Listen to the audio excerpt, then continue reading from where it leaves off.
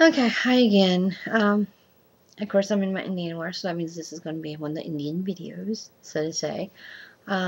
Today's video will be about the Bindi. The Bindi. In most of my groups, we usually have some kind of discussion going along, and usually I'm already thinking about doing videos about it, but I hadn't got around to it. And usually they bring up more things on it, so we end up discussing it. So, basically, the bindi is usually used by Hindu women. The red one is reserved for married women only. So, only if you're married can you wear the red one.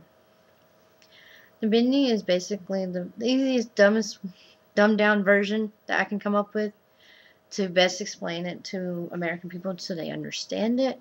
Is basically the bindi is a portal of enlightenment for the gods to speak to your soul. That's basically the broken down version of it. It's used to basically so God can speak to you. You go to the temple.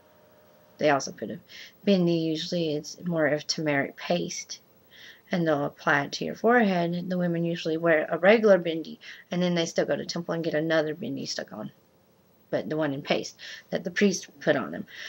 So basically, that's the easiest way I can explain it to you. Now, the topic going around is Bindi now hip?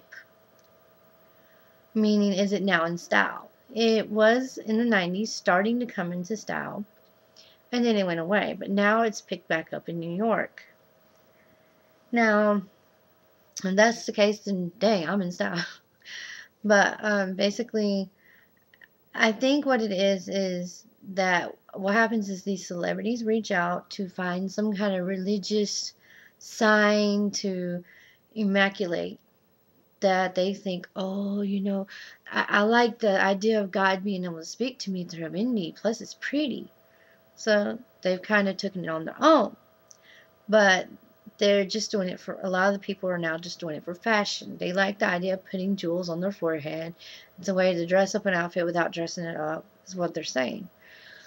But what got me is on one of these things, I read this post, and I was like, the people that are posting this stuff is pure ignorant. They want to say that it's controlling, it's a way to control the women, blah, blah, blah, and stuff like this. One guy that doesn't know anything about it. And he's just sitting here coming across, oh, this and that, and just running them out. If you're going to post something on a comment or article, please do your research. It's not that long. It doesn't take you. Google things quickly. That's how I found out about a lot of our stuff. I sit here and look up everything, and behold, I learn. And that's basically because my husband, I'm going to just say, he is a bekoof when it comes to telling me stuff. He doesn't tell me anything. I have to basically find out from my friends, and then I'll research. And so that's how I've come to learn everything. Now, the thing is, lately, it's a lot of white girls want to do the bindi thing. I hadn't seen them doing it around here. There's hardly anybody wearing them. And I think one of the reasons that women aren't wearing them down here in Texas, well, in Fort Worth at least, is that I think what it is, they don't know where to find them. And on top of that, they're expensive. And in the U.S., it's so expensive. For like 6 bindis, it's like $6-7 at least. And I'm like, crazy. But in India, you can get so many bindis so cheap. But I wear mine when I go to, say, temple. I go to temple for him. Then I wear my bindis. I also wear my bindis whenever I'm in my Indian clothes. Basically, and then like Gravakach, when I fast it, I also wear bindi. And the thing is, okay, my job, they don't allow us to wear metal. So a lot of my bindis are metal. So I just, very seldom wear the bindis to work just because of that. And so, but just to prove that I'm not on Fashion Q, I'm going to show you what a Gory's collection of bindis looks like. These are my bindis. I have enough to basically, I have a lot of money in this box compared to US standards. And bindis are not just like the one I have on. This is one of the cheap ones. I got it for 2 rupees. And it was a whole sheet of them. But there's like these, which I use for my pantsuits. This is the 2 rupee ones I was telling you about. They're just felt with glitter glue, basically. And so I have cheap ones and I have expensive ones. And then I have like, if you really, really want to have a lot of bindis to match any and every outfit you could possibly have, then I suggest you get Jolly Color Magic, because her books are a lot. There's pages. You can match pretty much any outfit you want.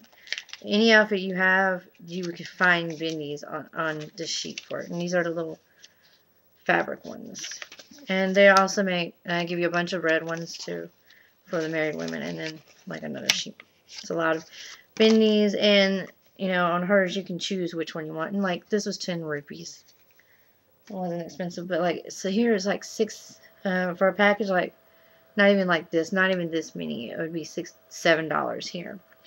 But like, I have so many bindis I've collected. Pawan sends me a couple of them every package that he sends, and then I bought some when I was there. So. And then here are some more.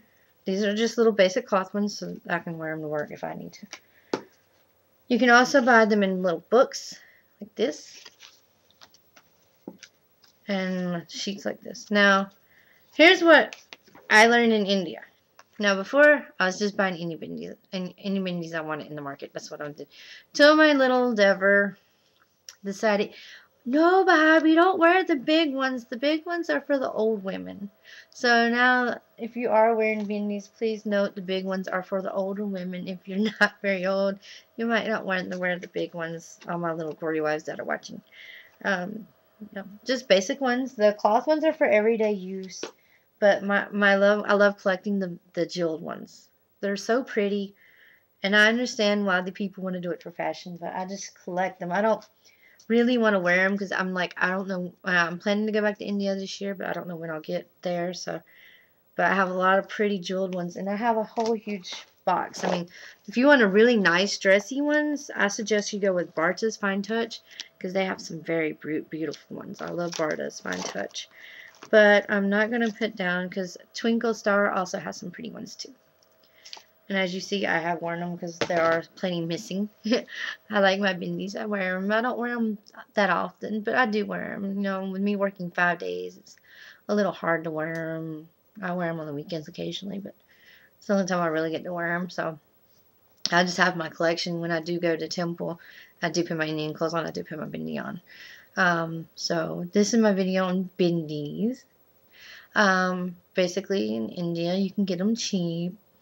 You know, if you go to tourist destinations, you will find little sheets like the one I told you about in the beginning. A little $2 sheet, like these right here. Not $2, but 2 rupees.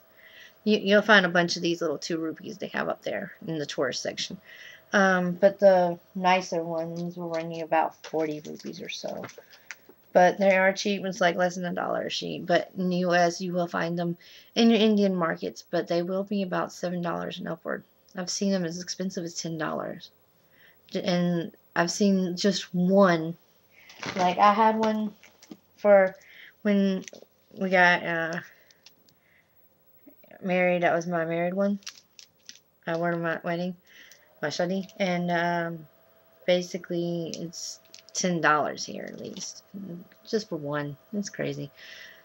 But that's just my take on bindis. If you're going to say something, though, usually use education first before you comment on anything and sound like a complete idiot. Please do your research. I mean, it didn't take me not even 5 seconds to Google, you know, the proper meaning of bindis. Then this guy just like posted like 6 things, and everybody was dogging him because he was being ignorant on it. So this is my video on bindis, and I'm probably going to do another video, and I'll probably still be in the same Indian outfit. Because I record like 2 videos at a time, just because I get in a video making mood, and then that way I make a couple videos, post them, and then so on. So, alright, well, that's my video. So